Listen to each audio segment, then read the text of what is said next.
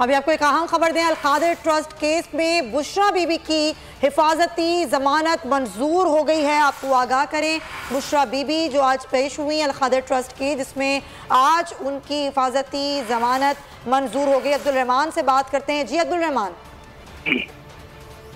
जी बिल्कुल, लाहौर हाईकोर्ट के जस्टिस सैयद शहबाज रिजवी पर मुश्तमिल 2 रुकनी बेंच ने अल-कादिर ट्रस्ट केस में इमरान खान की अहलिया बुशरा बीबी की हिफाजती जमानत मंजूर कर ली है। अदालत ने 23 मई तक के लिए अल-कादिर ट्रस्ट केस में बुशरा बीबी की हिफाजती जमानत मंजूर की, जबकि अदालत में ताखीर से पेश होने पर अदालत ने रिमार्क देते हुए कहा कि अदालती आदाब का सबको ख्याल रखना चाहिए। बार बार जो है आवाज पढ़ने के बावजूद जो है दरखास्त पेश नहीं हुई है, जो कि जिससे अदालत का वकार मजरूह है, जिस पर बुशरा बीबी के वकील ख्वाजा हारिस ने अदालत से माजरत की और कहा कि बाहर सड़कों पर रश की वजह से बुशरा बीबी और दरखास्त जो है ना वो मौका पर बर वक्त नहीं पहुंच सकी।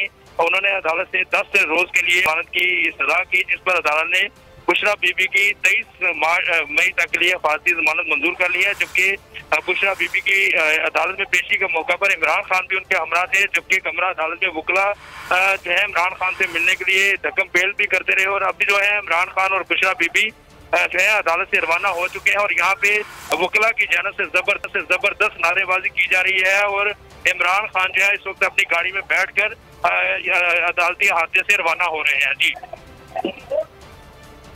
ठीक है अब्दुल रहमान, बहुत शुक्रिया। आप हमें बता रहे हैं कि लाहौर हाई कोर्ट में बुशरा बीबी पेश हुई थी। अल-कादिर ट्रस्ट में उनकी जो जमानत है अब वो मंजूर कर ली गई है। यहाँ पर कारकुनान भी जमा हुए, उनके हक़ में नारे भी लगाए गए।